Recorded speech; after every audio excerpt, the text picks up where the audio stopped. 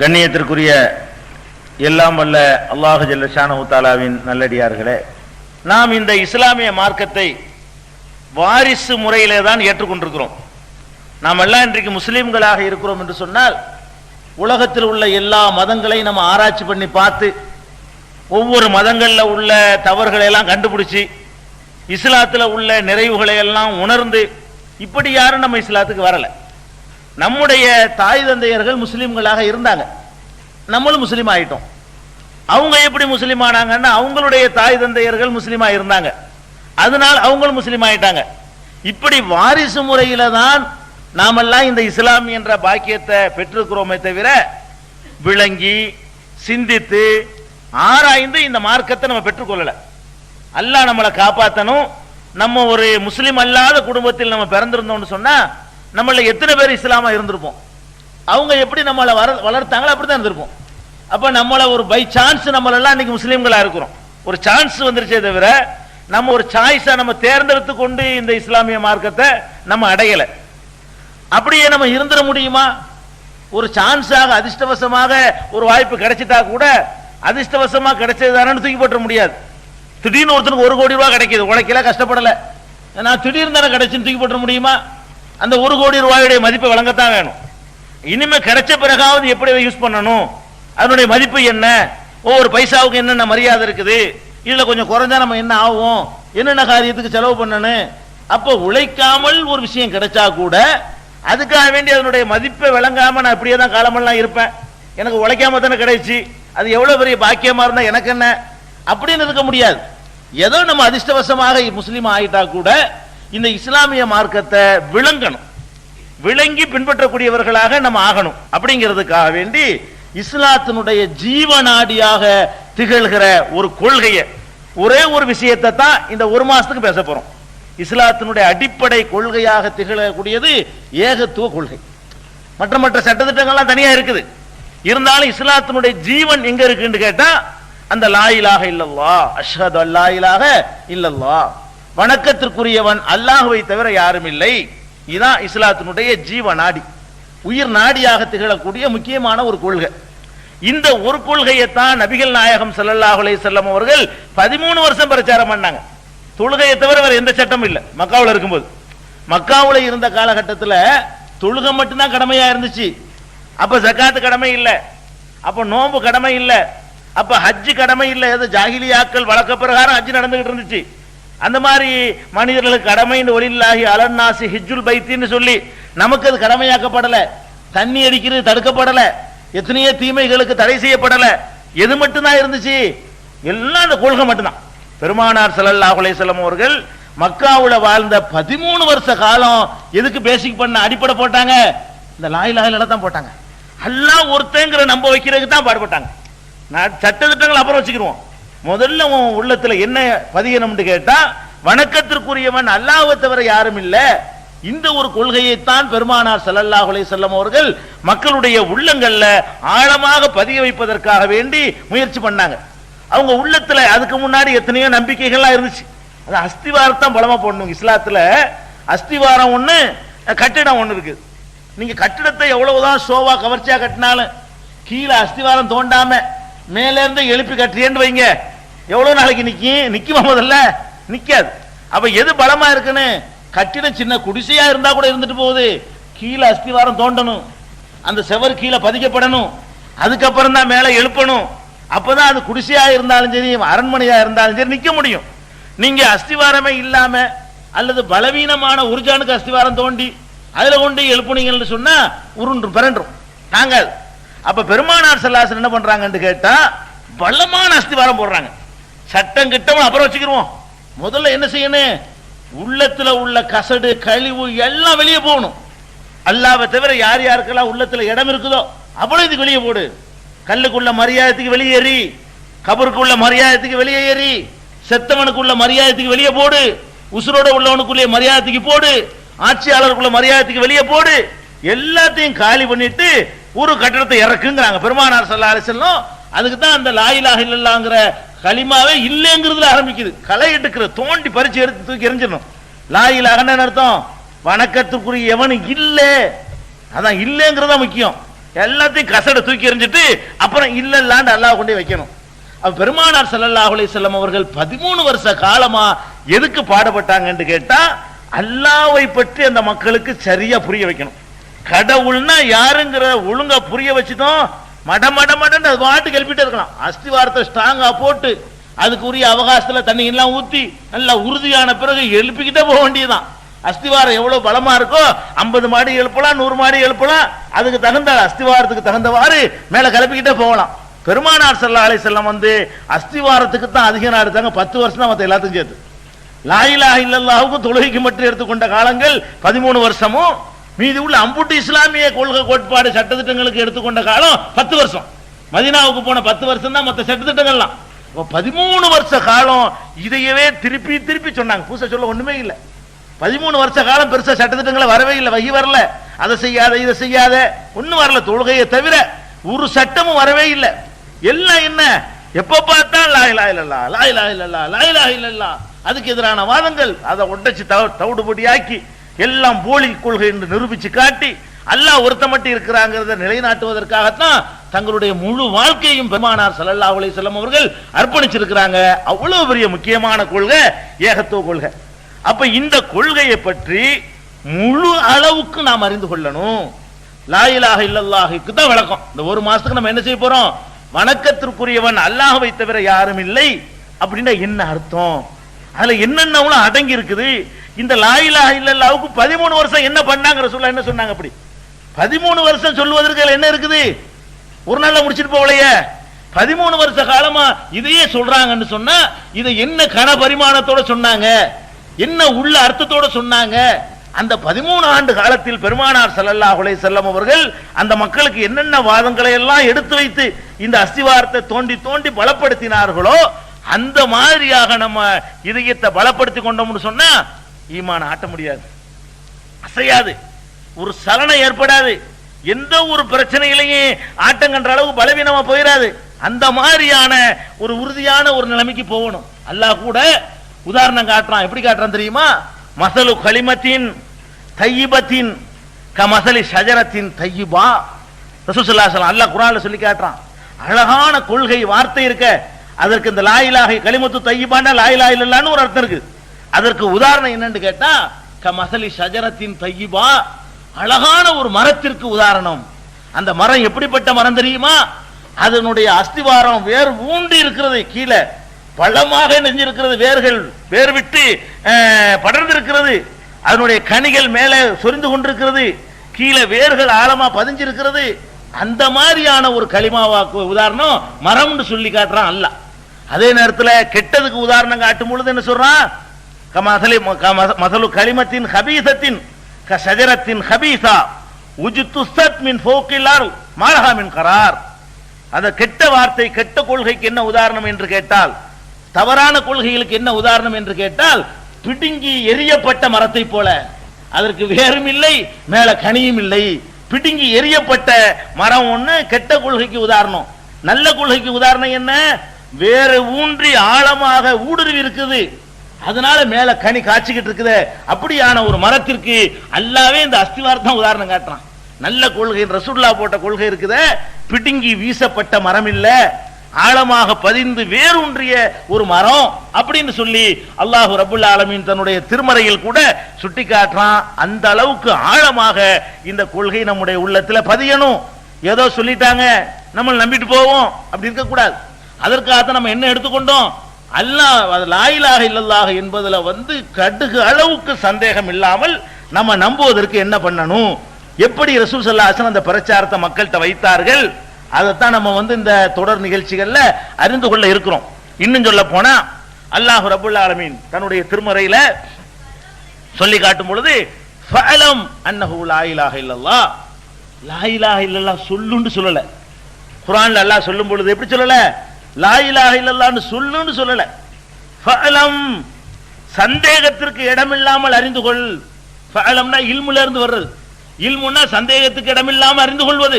இந்த லா இலாஹ இல்லல்லாஹ் விஷயத்தில் நீங்கள் எப்படி இருக்கணும்னு கேட்டா ஃபஅலம் அன்னஹு லா இலாஹ இல்லல்லாஹ், வணக்கத்திற்குரியவன் அல்லாஹ்வை தவிர யாரும் இல்லை என்பதை ஒரு சந்தேகத்திற்கும் இடமில்லாத வகையில் அறிந்து கொள்ளுங்கள், அறிந்து கொள்வீராக.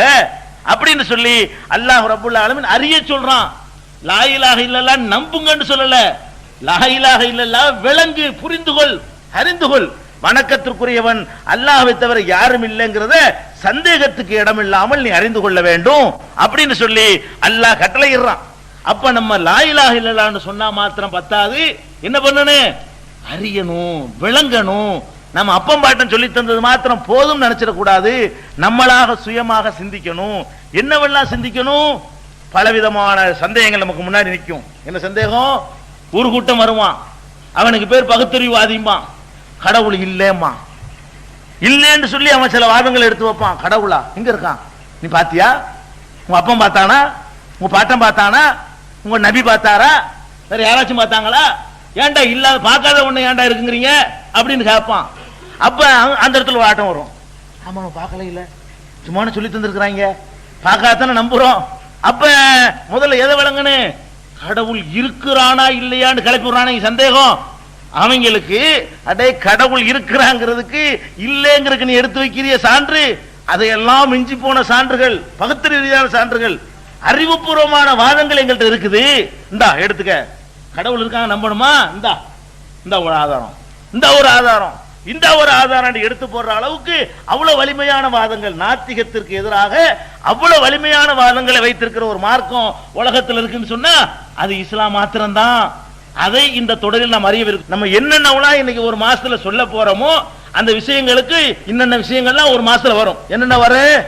கடவுளே இல்லை என்று சொல்லக்கூடியவர்கள் என்னென்னலாம் எடுத்து வைக்கிறான், அவன் வாதங்கள் என்ன, அவன் வாதம் எப்படி அறிவு ரீதியாக தப்பு, கடவுள் இருக்கிறான் என்பதை லாஜிக்க நம்ம அல்லாஹ் ரசூல் நம்பிக்கை வச்சு ஏத்துக்கிட்டு இருக்கிறோம். அவனுக்கு நம்பிக்கை இல்லை. அவன்கிட்ட நீங்க போய் சொல்றான், அவன் அறிவு ஏத்துக்கிற விதமா தான் சொல்லணும். அவன் பகத்தறிவு பெரிய கேள்விகள் நம்மளை தர்மார் வைக்கிறான், அவன் ஓடணும். இப்ப அந்த அளவுக்கு நம்மள்ட்ட வலிமையான வாதங்கள் இருக்கிறது. அப்ப அந்த மாதிரியான வாதங்கள் என்ன? அன்னைக்கு கூட பாருங்க, புதுக்கோட்டையில கேள்விப்பட்டிருப்பீங்க, வந்திருப்பீங்கன்னு நினைக்கிறேன். யாராவது வந்தீங்களா? நீங்க வந்தீங்களா? புதுக்கோட்டையில் இந்த மாதிரி ஒரு நான் முஸ்லீம் புரோகிராம், அதுல ஒருத்தன் கருப்பு சட்டையை போட்டு வந்துக்கிட்டு விவாதிக்க தயாராங்கிறான். அவனும் பெருசா நினைச்சுக்கிட்டு கடவுளை பத்தி விவாதிக்க தயாராங்கிறான். தயார், வா அக்ரிமெண்ட் போடுவோம். ஒரே ஓட்டம், நீ வீரமணியை கொண்டாலும் கூட்டிட்டு வாப்பா, வேதம் பண்ணுவோம். கடவுள் இருக்கான் இல்லையான்னு பகத்திரி பேசணும், வாங்க வா. அவன் தான் ஓடணும். அப்தீன் உளவி அவர்களுக்கு வணக்கம். சொல்லுங்க. நான் திராவிட கழகத்தில் இளைஞரணி புதுக்கோட்டை மாவட்டத்தினுடைய இளைஞரணி செயலாளர். நாங்கள் பொதுவாக திராவிட கழகத்துக்காரர்கள் மத சம்பந்தமான நிகழ்ச்சிகளுக்கு கலந்து கொள்ளக்கூடாது. ஏனால் மதங்களை நாங்கள் மதிப்பது கிடையாது. மதங்கள் எல்லாம் மனிதநேயமற்றவை, இது உண்மை. நீங்கள் என்னுடன் விவாதிக்க தயார் என்றால் அதனை நிரூபிக்க இந்த அரங்கிலே தயார். உள்ள எவ்வளவு மூட்டியங்கள் இருக்கு என்பதையும் நான் பட்டியல் போட தயார். கேளுங்க, இஸ்லாத்துல எவ்வளவு மனித நேயம், மனித நேயத்துக்கு எதிரானது அதான் டாபிக் சொல்லியிருக்கிறாரு. கேசட்ல என்னவெல்லாம் சொல்லப்பட்டிருக்க இருக்குது. இந்த நிகழ்ச்சி முடிஞ்ச பிறகு அவர் ஒரு அக்ரிமெண்ட் இப்ப எழுதணும், தேதி முடிவு பண்ணிக்கிறோம். இதே புதுக்கோட்டையில் இப்ப இந்த டயத்தில் உங்களுக்கு ஒதுக்கினது அவங்களுக்கு ஒதுக்க முடியாது. விவாதத்துக்கான ஒரு தேதியை முடிவு பண்ணி அவர் என்னென்னலாம் சொன்னாரோ அதுக்கு அவரே ரெடின்னா அவர் கையெழுத்து போடணும். இல்லைன்னா அவருடைய மேலிடங்களை கேட்டுக்கிட்டு வீரமணியோ தங்கராசையோ யாரை கூட்டு வந்தாலும் சரி, இதே மாதிரி ஒரு அரங்கத்தில் நீங்க பேசின சம்பந்தமாக அறிவுபூர்வமான சான்றுகளோடு விவாதிக்க நான் தயார் என்பதை முதல் சொல்லிக்கிறேன். சரியா? முடிஞ்சோன்னு பேசிடுவோம். அதை பொறுத்து கொள்ள வேண்டும் என்று முக்கியமான அறிவிப்பு இருக்கு. அந்த விவாதம் செய்ய தயாரான ஒரு சகோதரர் கேட்டாரு. அந்த சகோதரர் தயவு செய்து வந்தாருன்னு சொன்னா என்னென்ன தலைப்புன்னு பேசி நாங்க ஒரு அக்ரிமெண்ட் எழுதி சாப்பிட்ற இடத்துல உங்களுக்கு அறிவிச்சிருவோம். விவாதம் செய்ய தயார், தேதி இதெல்லாம் போட்டு அந்த சகோதரர் தயவு செய்து ஸ்டேஜுக்கு வருமாறு கேட்டுக்கொள்கிறோம். விவாதம் செய்ய தயாரான்னு கேட்டார்ல, அந்த சகோதரர் எங்கம்மா? சகோதரர், அந்த சகோதரர் மேடைக்கு வந்துருங்க. விவாதம் செய்ய தயாரான ஒரு சகோதரர் கேட்டாரு. அந்த சகோதரர் தயவு செய்து வந்தாருன்னு சொன்னா என்னென்ன தலைப்புன்னு பேசி நாங்க ஒரு அக்ரிமெண்ட் எழுதி சாப்பிட்ற இடத்துல உங்களுக்கு அறிவிச்சிருவோம். விவாதம் செய்ய தயார், தேதி இதெல்லாம் போட்டு அந்த சகோதரர் தயவு செய்து ஸ்டேஜுக்கு வருமாறு கேட்டுக்கொள்கிறோம். சகோதரர் ரமேஷ் அவர்கள் எங்க இருந்தாலும் மேடைக்கு வந்துருங்க.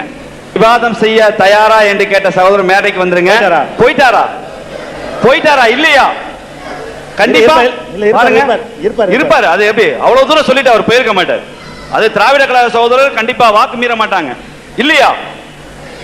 உண்மையிலேவா? நல்லா பாருங்க, பக்கத்துல பாருங்க. நல்ல சத்தமா பேசுங்க. கீழே யாராவது இருக்கீங்களா? அந்த சகோதரர் கீழே இருந்தா கூட மேல வாங்க, உங்களுக்காக நாங்க வெயிட் பண்ணிட்டு இருக்கிறோம். விவாதம் செய்ய தயாராக அதை டேட்டை ஃபிக்ஸ் பண்றதுக்கு வெயிட் பண்ணிட்டு இருக்கிறோம். நம்ம டேட்டா ஃபிக்ஸ் பண்ணி டேட்டா ஃபிக்ஸ் பண்ணுவோம். வாதங்கள் அவ்வளவு வலிமையா இருக்கு, நமக்கு தெரியறது இல்ல. என்னமோ ஒரு பெரிய பகுத்தறிவாதி மாதிரி. இஸ்லாத்துக்கு மிஞ்சின பகுத்தறிவாத உலகத்துல எவனும் கிடையாது, தெரிஞ்சுக்கிறங்க. இஸ்லாத்துக்கு மிஞ்சி ஒரு பகுத்தறிவாதம் எடுத்து வைக்கிறவன் உலகத்துல எவன் எந்த கொம்பனும் கிடையாது. அப்ப அந்த அளவுக்கு வலிமையான வாதங்கள். நம்ம அதை நம்ம இந்த தொடர்ல தெரிய போறோம். அல்லாஹ் இருக்கிறாங்கிறத எங்க அப்பம் பாட்டன் சொன்னதுக்காக நாங்க சான்ஸ்ல ஏத்துக்கொண்டாலும் இப்ப நாங்க அப்படி இல்ல, நாங்க விளங்கித்தான் நம்புறோம். அல்லாஹ் இருக்கிறத புரிஞ்சுக்கிட்டு தான் ஏத்துக்கிட்டு இருக்கிறோம்னு சொல்லக்கூடியவர்களாக இந்த ஒரு மாசத்துல நம்ம மாறணும். அதற்கான விளக்க உரைகள் இதுல தரப்படும். அதே மாதிரி கடவுள் ஒருத்தன் தான் இருக்கணுமா? ஒரு 2 இருந்தா என்ன, ஒரு 3 இருந்தா என்ன, ஒரு 30 இருந்தா என்ன, குடும்பத்துக்கு ஒண்ணு இருந்தா என்ன, மொழிக்கு ஒண்ணு இருந்தா என்ன, நாட்டுக்கு ஒண்ணு இருந்தா என்ன, இப்படியாக தெருவுக்கு ஒண்ணு இருந்தா என்ன, அப்படி எல்லாம் கடவுள்கள் நிறைய இருக்கலாம் என்று நம்புகிறார்கள். அப்ப நம்புறது அது சரியா? நிறைய இருக்கலாமா? நிறைய இருக்கிறது அறிவு பொருத்தமானதானா? நிறைய இருந்தால் என்னென்ன கேடுகள் ஏற்படும்? ஒருத்தன் இருந்தா என்னென்ன நன்மைகள் ஏற்படும்? ஒருத்தன் தான் அந்த உலகத்துக்கு கடவுளா இருக்க முடியுமா? ஒண்ணுக்கு மேல இருக்கலாமா அப்படின்னு சொல்லி நிறைய கடவுள் இருக்குமோ என்று குழப்பி விடுவாங்களே. அந்த குழப்பங்களுக்கெல்லாம் இஸ்லாம் என்னென்ன பதில்? உடனே ரெடிமேட் பதில் தான் எல்லாம். அப்படி இன்ஸ்டன்டா தூக்கி போட்டுட்டு இருக்கும் இஸ்லாம். எல்லா பதிலுமே புதுசா நம்ம எதுவும் கற்பனை சொல்ல வேண்டிய தேவையில்லை. எல்லாம் அல்லாவும் அல்லாவோட ரசூல் சொல்லிட்டு போனதுதான். அதை கொஞ்சம் விலைக்கு வேண்டாம் சொல்லுவோம். நம்ம நாட்டு உதாரணங்களை வேண்டாம் நம்ம சேர்த்துக்கிறோமே தவிர விஷயங்கள் எதுவும் நம்ம சிறை கிடையாது. நம்மளா போய் கண்டுபிடிச்சதுன்னு சொல்றது கிடையாது. அப்ப ஒரு கடவுளா பல கடவுளா என்று சொல்லி ஒரு குழப்பத்தை ஏற்படுத்துகிறார்களே, அந்த வாதங்கள்ல உள்ள வீக்னஸ் என்ன, அந்த வாதங்கள்ல இருக்கிற பலவீனங்கள் என்ன, ஒரு கடவுள் தான் இருக்க முடியும் என்பதற்கான சான்றுகள் என்ன, அந்த மாதிரியான சந்தேகங்களை எல்லாம் நம்ம நம்ப இருக்கிறோம். அதை ஏத்துக்கணும். அதே மாதிரி ஒரு கடவுளை நம்பின பிறகு பல கடவுள் இல்ல, கடவுள் இருக்கிறாங்கிறத உறுதி பண்ணி அது ஒருத்தன் தாங்கிறத உறுதி பண்ணி இஸ்லாத்துக்கு நுழைஞ்ச பிறகு அப்பப்ப நமக்கு சில தடுமாற்றங்கள் ஏற்படக்கூடிய நிகழ்ச்சிகள், சில அதிசயங்கள், சில அற்புதங்கள், சில காட்சிகள், சில கேள்விப்படுற சம்பவங்கள் நம்மளை ஆட்டி படைக்கும். என்ன ஆட்டி படைக்கும்? வந்தார் ஒரு ஆளு, நான் பாக்கெட்ல 100 ரூபா வச்சிருந்தேனா கரெக்டா 100 ரூபா வச்சுன்னு சொல்லிவிட்டாரு, நம்புறோம் சொல்லிட்டாரு. இவரும் கடவுளா இருப்பாரோ? விளங்கிட்டு வரும்பொழுது இப்படி நம்மளை குழப்பருக்கு வருவானுவோம். நம்மளுடைய ஈமானை பதம் பார்க்கக்கூடிய பல கனவுகள் ஒரு பக்கம் பதம் பார்க்கும், கராமத்துகள் ஒரு பக்கம் பதம் பார்க்கும், இந்த மகான்கள் சொல்லி அவன் ஒரு பக்கம் பதம் பார்ப்பான், நல்ல நாள் பார்க்கிற ஜோசியக்காரன் அவன் ஒரு பக்கம் என்ன செய்வான், அது ஒரு பக்கம் பதம் பார்க்குவான். இப்படியாக பலவிதமான விஷயங்கள் என்ன செய்யும், நம்மளை பதம் பார்க்கும். இப்படி இருக்குமோ, இது கரெக்டா இருக்குமோ, அதுவும் கரெக்டா இருக்குமோ, இது மாதிரியான தடுமாற்றங்கள்லாம் வரும் பொழுது அதுக்கெல்லாம் என்ன பதில், அது உண்மையா, எந்த அளவுக்கு உண்மை அப்படிங்கறதையெல்லாம் நம்ம என்ன செய்யணும், நம்ம அதையும் தெரிஞ்சுக்கிற இருக்கிறோம்.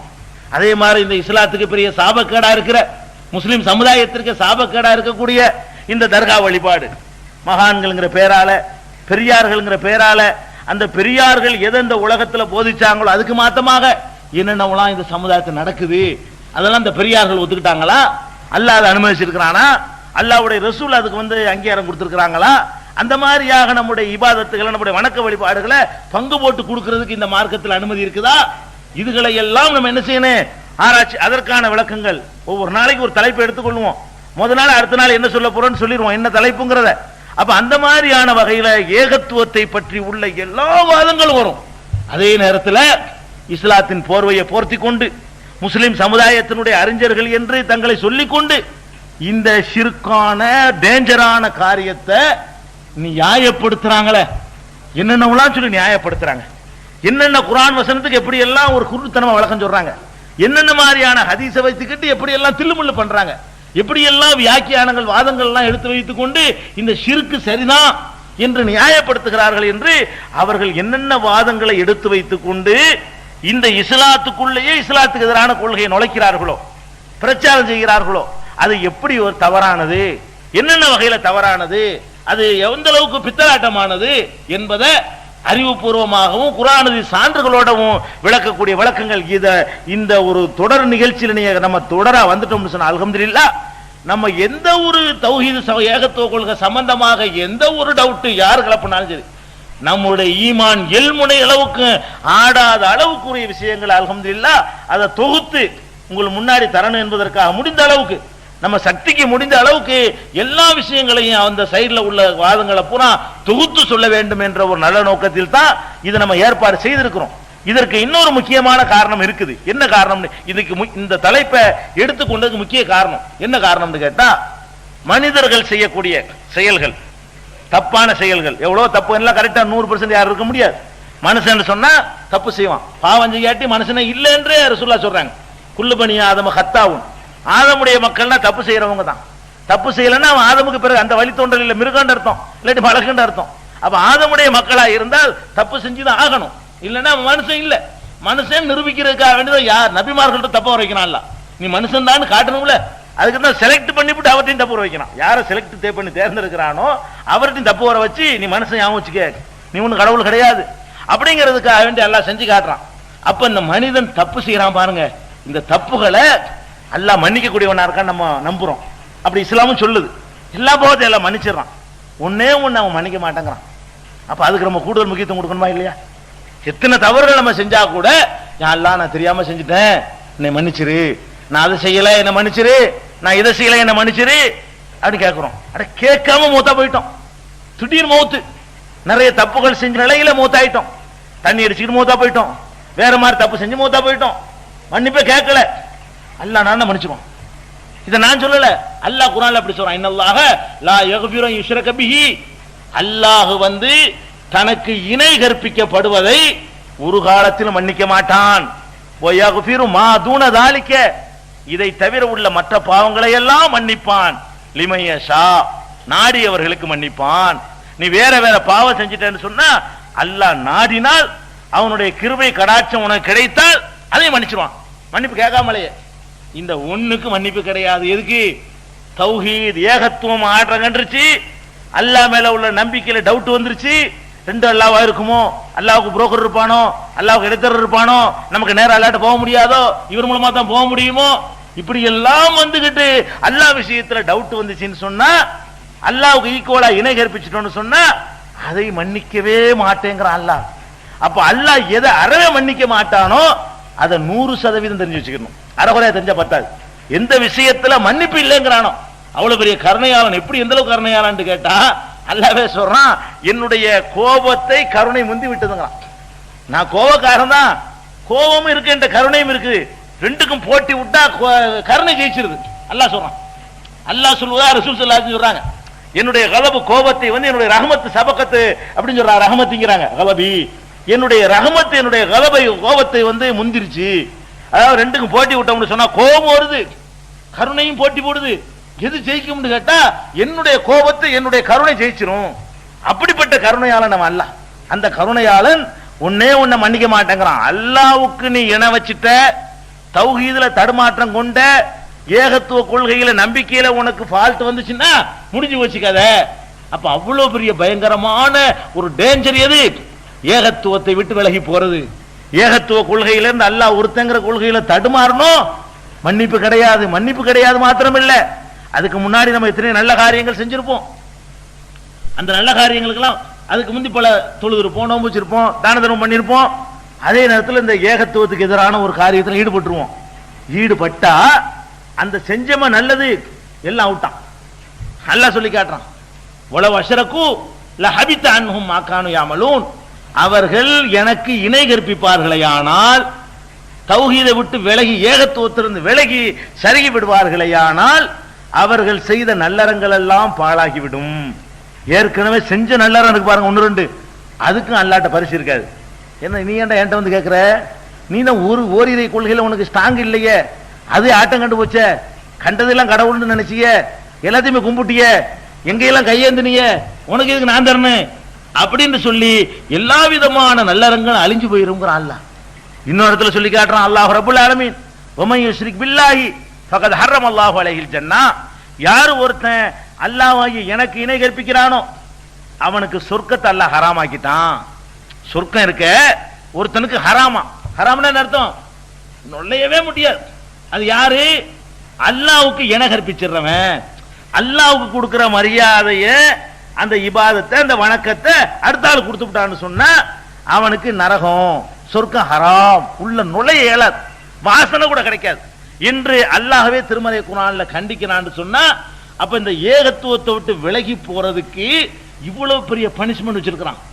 ஏகத்துவத்தை விலகுனா மன்னிப்பு இல்ல, ஏகத்துவத்தை விட்டு விலகினால் சொர்க்கம் ஹராமு, ஏகத்துவத்தை விட்டு விலகினால் அவர்கள் நல்லறங்கள் செய்திருந்தாலும் அதுல அழிஞ்சு போயிரும் சொன்னா, அப்ப நம்ம அந்த ஏகத்துவத்துல எவ்வளவு உறுதியா இருக்கணும், எவ்வளவு பிடிப்பா இருக்கணும், எவ்வளவு ஞானத்தோட இருக்கணும், எந்த அளவுக்கு அசைக்க முடியாமல் அந்த நம்பிக்கை நம்ம உள்ளத்துல ஆழமா பதியணும் என்பதற்காக வேண்டிதான் இந்த விவரங்களை உங்களுக்கு சொல்லி காட்டுறோம். அப்ப இந்த மாதிரி ஒரு முக்கியமான ஒரு மேட்டரா இருக்கிறதுனாலதான் ஏகத்துவம் என்றால் என்ன, அதனுடைய எதிர்வாதம் என்ன என்பதை விளக்க வேண்டி இருக்குது. இன்னும் சொல்ல போனா அல்லாஹ் நம்மள்ட்ட அதான் விரும்புறான். எப்படி விரும்புறான்?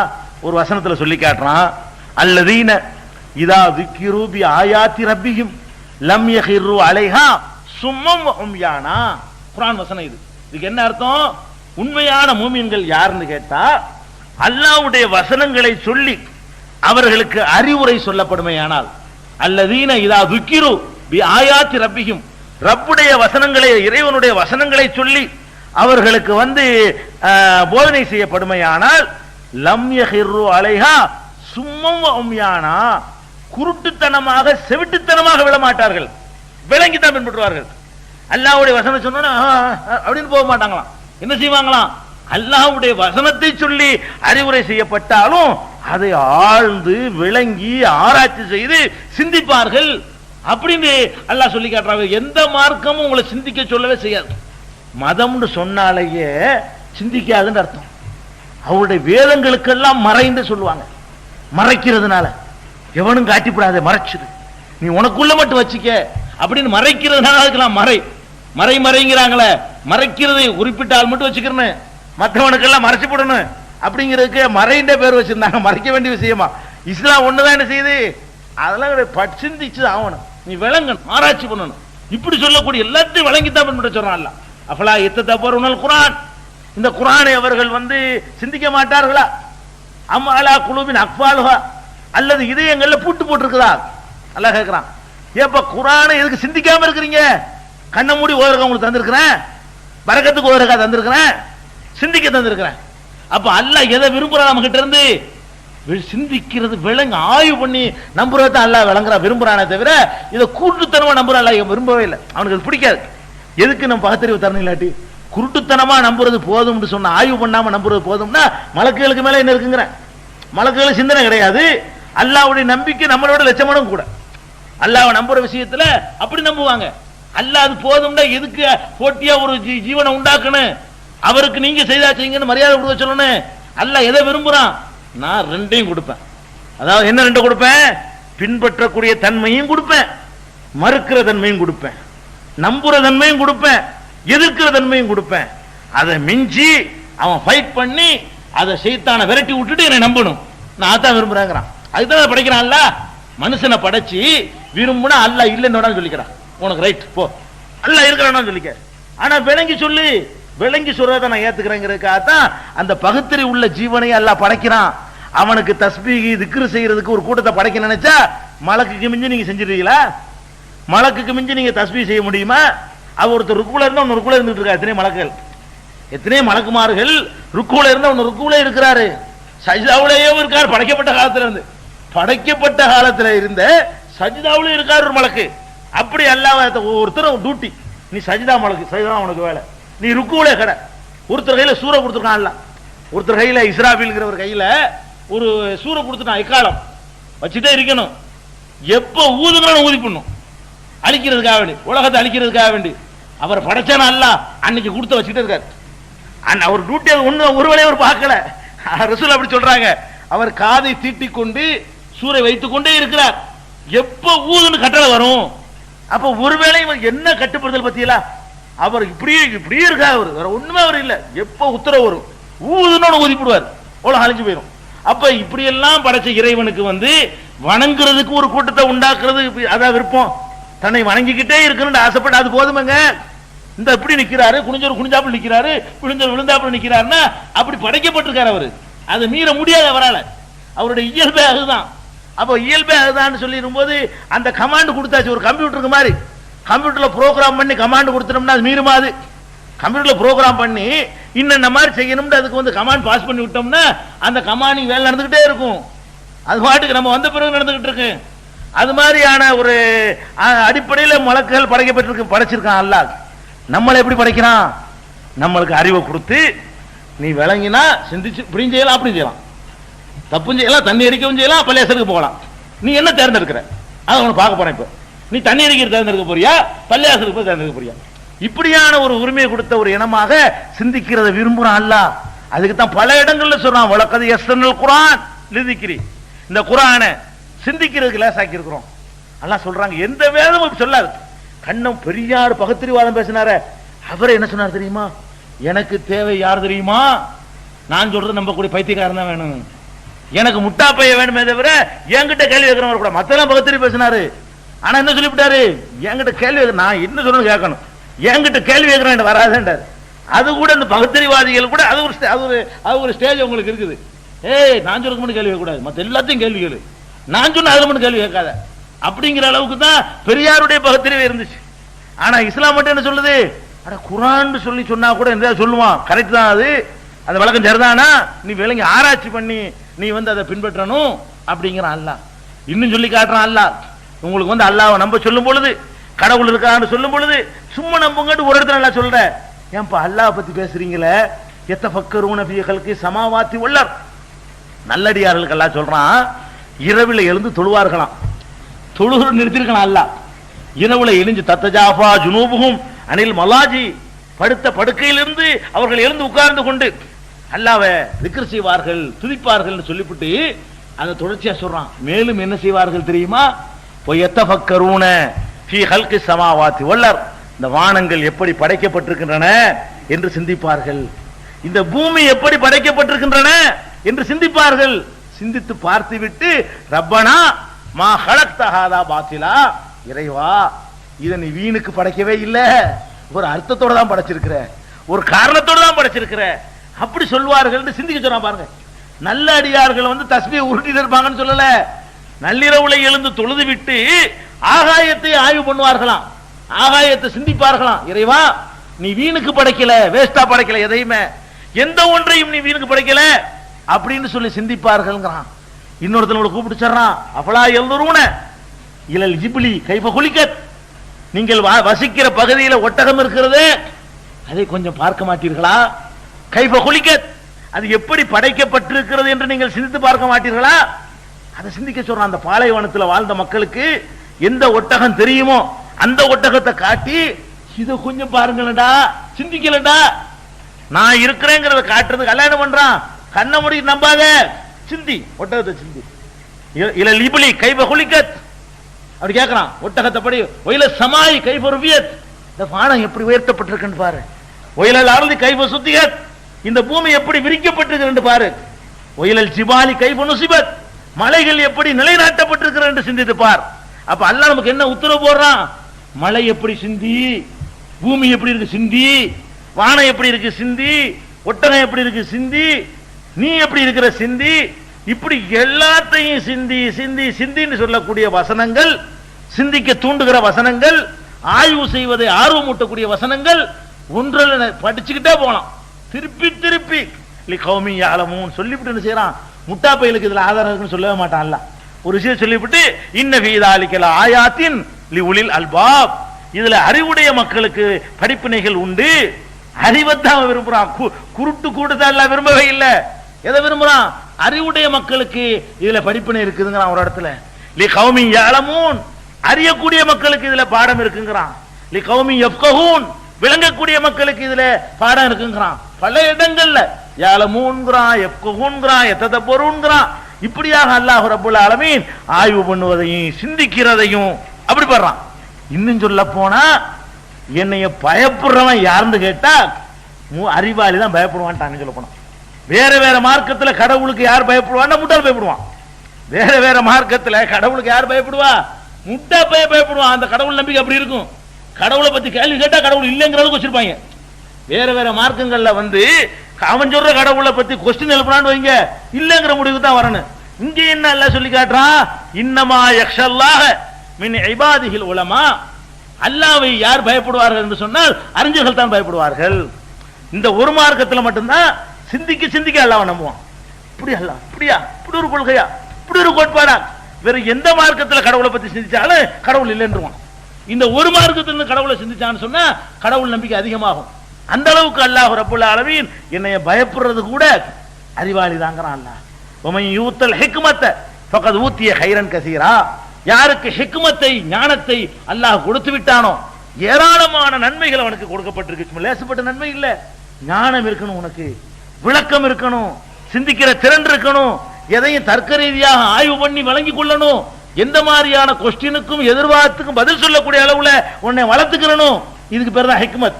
இந்த ஹிக்மத் ஒருவனுக்கு கொடுக்கப்பட்டால் ஏராளமான நன்மைகள் அவனுக்கு கிடைச்சிருக்கு. பக்கத்து ஊத்திய ஹைரன் கசீரா, எல்லாம் குர்ஆன் வசனங்கள், நானே சொல்லல. பக்கத்து ஊத்திய ஹைரன் கசீரா, ஏராளமான நன்மைகள் அவனுக்கு கொடுக்கப்பட்டிருக்கிறது. குல் ஹல் யஸ்தவில் லதீன யஅலமூன் வல்லதீன லா யஅலமூன். விளங்கி கொண்டவர்களும் விளங்காதவர்களும் சமமாவார்களா? ஏன்பா அல்லாஹ்வை நம்புற? எங்க அப்பா நம்புனா நம்புனேன், நீ ஏன்பா அல்லாஹ் நம்புற? இன்னென்ன காரணங்களுக்கு நம்புற? ரெண்டு ஒண்ணாவுமா? ஒருத்தனுக்காக நான் என்ன நம்புறேன், எங்க அப்பா நம்புனா அவன் இது அல்லாஹ் ஏத்துக்குவானா? சமம் கிடையாது.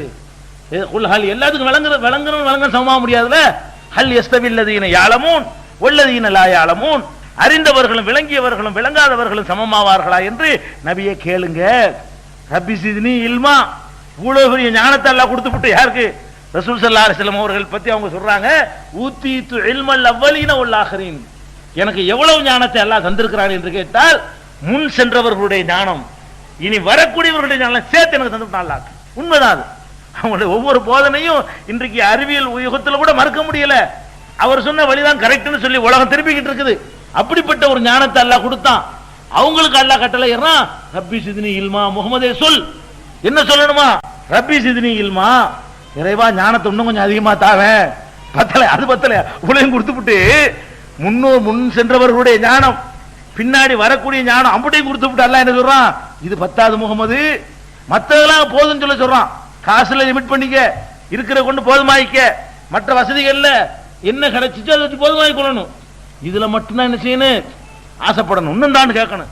அல்லாஹ் பத்தலை, இன்னும் கொடுவேன், இன்னும் கொஞ்சம் படிச்சிடும், இன்னும் கூட அல்லாஹ் இதை கேளுங்கிறான். அதிகமாக்கி தாண்டு கேட்கறதுக்கு ஒரு ஆர்டர் இருக்குன்னு சொன்னா இது ஒண்ணுக்கு தான் இருக்குது. குல் நபியை நீங்கள் சொல்லுங்கள், என்ன சொல்லணுமா? ரப்பி சித்னி இல்மா. எனக்கு ஞானத்தை, விளக்கத்தை, அறிவை இன்னும் அதிகமாக்கித்தா, இன்னும் அதிகமாக்கித்தான்னு சொல்லி அல்லாஹ்ட்ட கேட்டுக்கிட்டே இருங்க. இப்படி அல்லாஹ் ரப்புல் ஆலமீன் நம்மளை விளங்கி சிந்தித்து ஆய்வு பண்ணுவதற்கு கட்டளையிடுறான். குருட்டுத்தனமா நம்பினது இருக்கட்டும், கிடைச்சதா இருக்கட்டும், இனிமேலாவது நம்ம நம்பின நம்பிக்கை என்ன செய்யணும்? இன்னமும் நம்ம வளப்படுத்திக் கொள்ளணும், இன்னும் உறுதிப்படுத்திக் கொள்ளணும், இன்னும் விளங்கி பின்பற்றக்கூடிய மக்களாக நம்ம என்ன செய்யணும்? ஆகணும். அப்படிங்கிறதுக்காகத்தான் இந்த விஷயத்தை நம்ம தௌஹீதை பற்றி உள்ள எல்லா சந்தேகங்களையும் தீர்க்கும் விதமாக விளங்கணும், ஆராய்ச்சி பண்ணணும். எந்த அளவுக்கு ஆராய்ச்சி பண்ணணும்டா பாருங்க.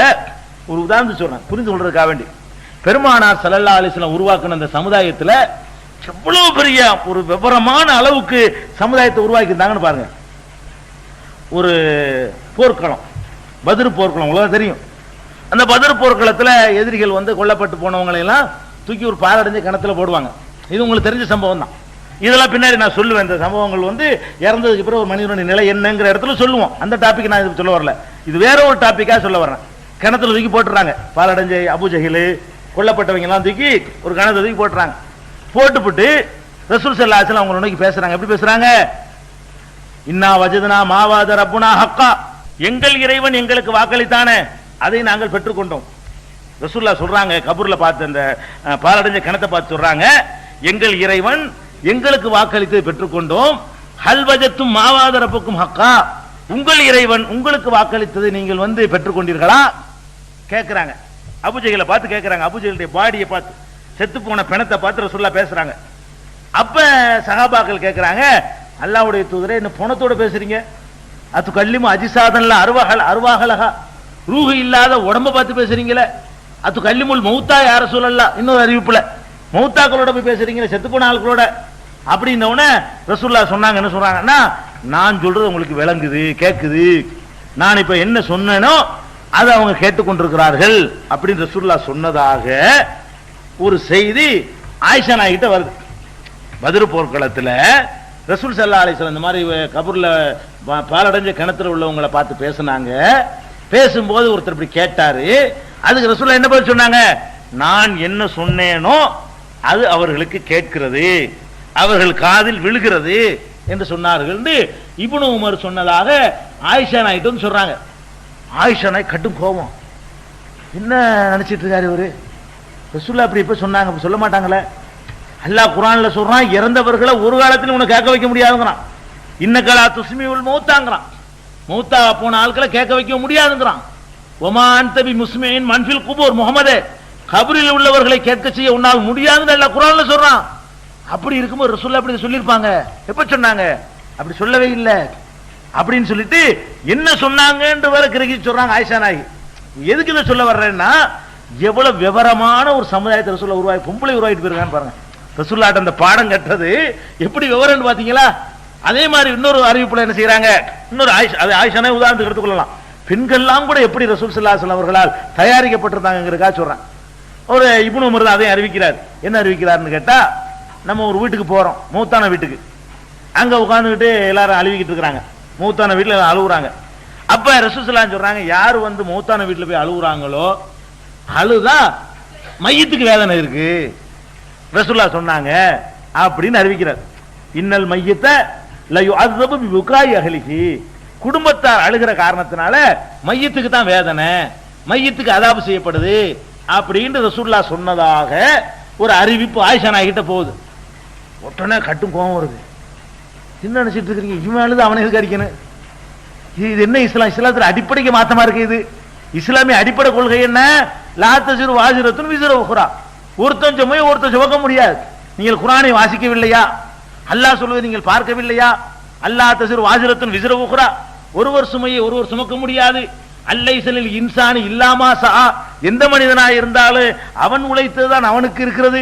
லஹாமா கஸபத்து அலைஹா மக்தஸபத், அவன் செஞ்ச நன்மை அவனுக்கு, அவன் செஞ்ச தீமை அவனுக்கு என்று அல்லாஹ் குர்ஆன்ல சொல்றான். நீ அழுவுறனால ஏன் அவனை போய் அடிக்கணும்? அல்லாஹ்க்கு இருக்கனா? நீ செய்ய மாட்டே, நான் செய்ய மாட்டேன், அல்லாஹ் எப்படி செய்வான்? இவன் அழுவுறதுக்காக வேண்டி இவனை வந்து அல்லாஹ் உதைக்கலாம். இவன் அழுதுறதுக்காக வேண்டி பணத்துக்கு எப்படி? அது என்ன செய்யும்? தடுக்கவாது முடியுமா? அதுக்கு ஏன்டா அழுவுறீங்கன்னு கேட்க வச்சு முடியுமா? ஒரு மையத்துக்கிட்ட உட்கார்ந்துட்டு நான் அழுதா ஏன்டா அழுதுன்னு என்னைய கேட்கலாம், அது நியாயம். நான் அழுதுனால அவனை நம்ம எதிரியெல்லாம் அப்படி தண்டனை வாங்கி கொடுத்துட்டு போயிடலாமே. யார் யார் பிடிக்கிறாங்க அழுகிட்டு வந்துடலாமே. யாராவது பிடிக்காம மௌத்தா போனான்னா அங்க ஒரு அரை மணி நேரம் அழுதுட்டு வந்துட வேண்டியதான், அவனுக்கு தான் அடி விழுக போகுது. அப்படியா? அப்படி மார்க்கமா இது? எதுக்கு இதை சொல்றேன்? இந்த மாதிரி விவரமா நம்ம இருந்தோம் எவனை ஏமாத்த முடியாது. எல்லாரும் ஆயிஷா நாயா இருந்தாலும் வைங்களேன், ஏமாத்திட்டு போக முடியுமா? கண்ட கண்ட குப்பையை வந்து வித்துட்டு போக முடியுமா? பொய் சொல்லி நம்மளை வந்து மூட நம்பிக்கையில கொண்டு போய் சேர்க்க முடியுமா? நம்முடைய ஈமான் அசைச்சு பார்க்க முடியுமா? அப்ப ஆயிஷா நாயி எவ்வளவு ஷார்ப்பா இருக்காங்க பாருங்க. சொன்ன உடனே இமிடியேட்டா பதில் வருது. இப்படி இல்ல, இப்படி சொல்லல, என்ன அதையும் சொல்றாங்க. என்ன நடப்பு தெரியுமா? அது நீங்க சொன்ன மாதிரி நகல. ஒரு யூதருடைய ஜனாசா ரசூலுல்லாஹ் போயிருந்தாங்க. ஒரு யூதர் இறந்து போயிட்டார், போயிருந்தாங்க. அதை உட்கார்ந்து எல்லாம் அழுவிக்கிட்டு இருந்தாங்க. யூதருடைய பாடி கிடக்குது. ஆயிஷா நாயி நடந்தது என்னங்கிறது தெரிஞ்சு வச்சுக்கிறாங்க பாருங்க. இது வந்து குர்ஆனுக்கு மாத்தம்ங்கன்னு சொல்லிவிட்டு உண்மையில என்ன நடந்துச்சு அதை விளக்குறாங்க. என்ன நடந்துச்சு தெரியுமா? அது ஒரு யூதருடைய ஜனாசா. அதுக்கு ரசூலுல்லாஹ் போயிருக்கிறாங்க. யூதர்கள் எல்லாம் ஒப்பரை அழுதுட்டு இருப்பாங்க இல்லையா? இவங்க அழுதுகிட்டு இருக்கிறாங்க. அவங்க ஜனாசா கிடக்குது, இவங்க அழுதுகிட்டு இருக்கிறாங்க. அல்லாஹ்வுடைய தூதர்ங்கிற முறையில அவர்களுக்கு வந்து அந்த மையத்துக்கு கொடுக்கிற வேதனையும் எடுத்து காட்டப்படுது. இப்போ ரசூலுல்லாஹ் சொல்றாங்க, பாருங்க இவன் அழுகுறாங்க, வேதனை செய்யப்படுது. இவன் அழுகுறான், என்ன வந்து வேதனைக்கு அழுகுற மாதிரி இருக்கு பார்த்தோம்னா, அந்த மாதிரி ஒரு அழகா மேட்ச் ஆகுதுங்கிறாங்க. ஒரு தற்செயலா ரசூல் அப்படி வளர்க்குறாங்க. இவர்கள் பாருங்க அழுது கொண்டிருக்கிறார்கள், அவனை பாருங்க வேதனை செய்யப்பட்டு கொண்டிருக்கிறான், எவ்வளவு அழகா பொருந்தி போகுது, இந்த வேதனைக்கு அழுகுற மாதிரி இருக்கு பார்த்தோம்னா அப்படின்னு ரசூலுல்லாஹ் சொல்றாங்க. இது அவர் தப்பா புரிஞ்சுக்கிட்டாரு. இப்னு உமருக்கு அல்லாஹ் ரஹ்மத் செய்யட்டும், இப்னு உமருக்கு அல்லாஹ் ரஹ்மத் செய்யட்டும், அவர் தப்பா சொல்லிட்டாரு. இப்படித்தான் நடந்தது. இதுதான் அவர் தப்பா புரிஞ்சுக்கிட்டு அழுவுதா மையத்துக்கு தண்டனைட்டாரு. இது இஸ்லாமிய கொள்கைக்கு மாத்தம், இப்படி ஒரு கொள்கை இஸ்லாத்துக்கு இல்ல அப்படின்னு சொல்லி ஒரு பெண்மணி வந்து இப்படி ஷார்ப்பா விளங்கி சொல்றாங்கன்னு சொன்னா, அப்ப பெருமானார் ஸல்லல்லாஹு அலைஹி வஸல்லம் வந்து ஒரு கூமுட்டையான ஒரு அறிவுகட்ட கூட்டத்தை உண்டாக்கிட்டு போகல, ஒரு சிந்திக்காத கூட்டத்தை உண்டாக்கிட்டு போகல, ஏன் எதுக்குன்னு கேள்வி கேட்காத கூட்டத்தை உண்டாக்கிட்டு போகல. அப்ப அந்த மாதிரியான ஒரு அடிப்படையில் விவரமா இருக்கிறாங்க. இன்னும் சொல்ல போனா ஆயிஷாவே இதுக்கு உதாரணம் காட்டுறேன்னு கேட்டா, பெண்களை காட்டுற மத்தெல்லாம் அடிபட்டு போயிடும். பொம்பளையவே இந்த மாதிரி தயார் பண்ணி இருக்கிறாங்கன்னு கேட்டா, ஒரு ஆயிஷாவோட எல்லா ஞானமும் புருஷன்ட்ட வந்து தானங்க, வேற அத்தாட்ட வந்து படிச்சுட்டு விவரமா சின்ன பிள்ளைய வந்து சேர்ந்த பிள்ளை தானே, அது உண்மை தெரியாது. அவர்களுக்கு என்ன தெரிஞ்சிருந்தாலும் யார்கிட்ட தான் தெரிஞ்சிருக்க முடியும். அப்ப கணவர் வீட்டுல எந்த அளவுக்கு பெண்ணுக்கு வந்து அந்த எஜுகேட் பண்ணிருக்காங்க பாருங்க. மனைவியை எந்த அளவுக்கு கல்வியை கொடுத்து எந்த அளவுக்கு அவங்கள வந்து வசதி இருக்கிறாங்கன்னு பாருங்க, எவ்வளவு விவரமாக்கி இருக்கிறாங்கன்னு பாருங்க. அப்ப வந்து ரசூலுல்லாஹ் சொல்றாங்க, ஒரு தடவை சொல்றாங்க, அதாவது ஒரு பாலம் இருக்கிறது, நரகத்தை கடக்கும்போது ஒரு பாலம் இருக்கிறது, அந்த பாலத்தை வந்து கடந்தா சொர்க்கத்துக்கு போகணும். சிராத்துல் முஸ்தகீம்ங்கிற பாலம் இல்லை, அது இவங்கள சும்மா அப்படி ஒரு பாலம் கிடையாது, கதை. அது மயிரை விட மெல்லியதா இருக்கும், வாழை விட கூர்மையா இருக்குங்கிறது அது கிஸ்ஸா, அது டூப் அப்படி கிடையாது. அல்லாஹ் என்ன செய்யறான்னு கேட்டா, அந்த சொர்க்கத்தை நரகத்தை கடந்து சொர்க்கத்தை அமைச்சு வச்சுக்கிறான். நரகம், நரகத்தை தாண்டி சொர்க்கம், நரகத்துக்கு மேல ஏறி தான் செய்யணும் சொர்க்கத்துக்கு போகணும் அப்படிங்கிற மாதிரி அமைச்சு வச்சிருக்கிறான். இது வந்து அதை கடந்து சீக்கிரம் நல்லவர்கள் சீக்கிரம் போயிடுவாங்க, கெட்டவர்கள் லேட்டா போவாங்க, அப்படி இருக்குது. முன்ன அதாவது குதிரை வேகத்தில் போய் சேர்ந்துருவாங்க, இப்படி எல்லாம் ஆதாரபூர்வமான ஹதீஸ்ல இருக்குது.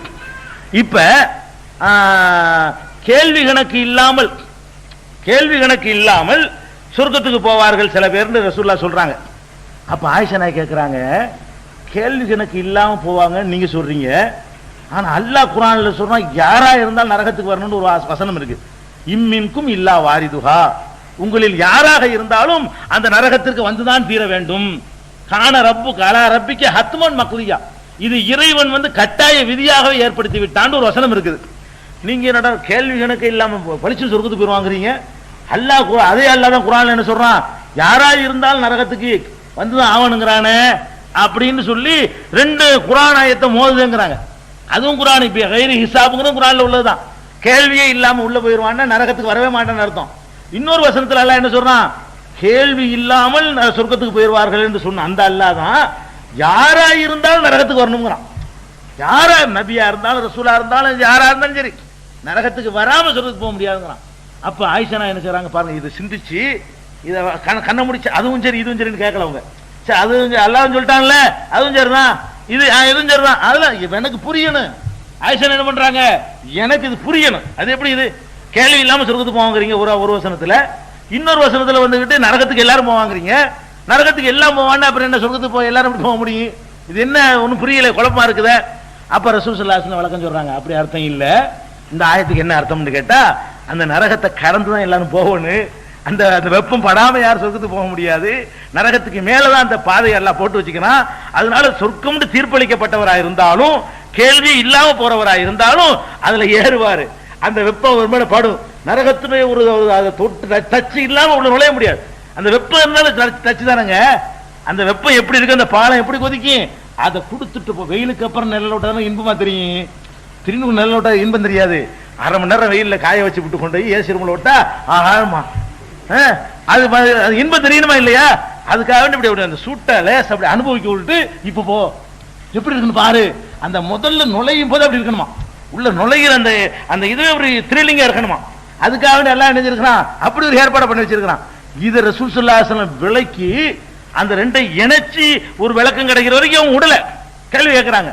நீங்க என்ன அல்லாஹ் சொன்னால கேள்வி கேட்கிற, அது எப்படி நீ கேட்கறது, அல்லாஹ் முரணா சொல்லியிருப்பானா இப்படின்னு கேட்டு விட்டு போகல, புரிய வைக்கணும், எனக்கு விளங்கணும் இது அப்படி கேட்டாங்க. அப்ப எதுக்கு சொல்ல வர்றேன்டா, இந்த மார்க்குங்கிறது வந்து எல்லாத்தையுமே விளங்கி நீங்க பின்பற்றுங்க, சிந்திச்சு பின்பற்றுங்க, ஆராய்ச்சி பின்பற்றுங்க என்பதை வலியுறுத்தக்கூடிய ஒரு மார்க்கம்.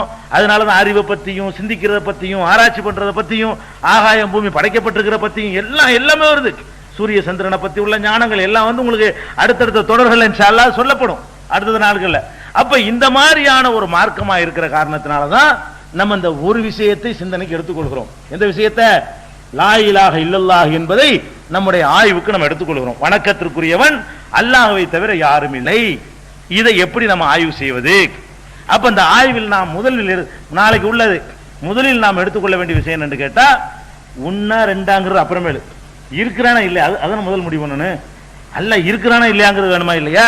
அப்ப முதல் நம்ம என்ன ஆய்வுக்கு எடுத்துக்கிறோம், கடவுள் ஒருத்தன் இருக்கிறானா, கடவுள் இல்லையா, கடவுள் தான் நம்மளை படைச்சானா, அல்ல பரிணாம வளர்ச்சி டார்வின் சொல்றானே அந்த அடிப்படையில் குரங்குல இருந்து இப்படி படிப்படியா மாறி நம்ம மனுஷன் ஆயிட்டோமா, அந்த வாதம் சரிதானா, அல்லது கடவுளா தான் படைச்சானா, இருக்கிறாங்கிறதுக்கு என்ன ஆதாரம்? இது மாதிரியான விஷயங்களை எல்லாம் ஒரு சில நாட்கள் நம்ம அல்லாஹ் இருக்கிறான் என்பதற்கு அறிவுபூர்வமான சான்றுகளை சில நாளைக்கு வரும். நிறைய விஷயங்கள் கொஞ்சம் நமக்கு நானே சொல்லுவோம் ஒரு மாசத்துக்கு கதை, இன்னும் விவரமா சொல்லக்கூடிய ஆட்களா இருக்கிறாங்க. நமக்கு தெரிஞ்சதை வச்சுக்கிட்டு நான் ஒரு மாசம் அதையே சொல்ல முடியும். இருந்தாலும் அல்லாஹ் ஒருத்தன் இருக்கிறான் என்பதற்கு அறிவுபூர்வமான சான்றுகள் இன்ஷா அல்லாஹ் நாளைக்கு என்னது அல்லாஹ் இருக்கிறான் என்பதை எந்த டவுட்டும் இல்லாம நம்ம அப்பம் பாட்ட சொன்னதுக்காக மட்டும் நாங்க நம்பல, விளங்கி தான் நம்புறோம், சிந்திச்சு தான் நம்புறோம், புரிஞ்சுதான் நம்புறோம். அல்லாஹ் இருக்கிறான், எந்த டவுட்டும் எங்களுக்கு கிடையாது என்று நம்பக்கூடியவர்களாக முதல்ல நம்ம ஆக்கி கொண்ட பிறகு அந்த தலைப்பை முடிச்சுட்டு என்ன செய்வோம், அடுத்த தலைப்பு முதல்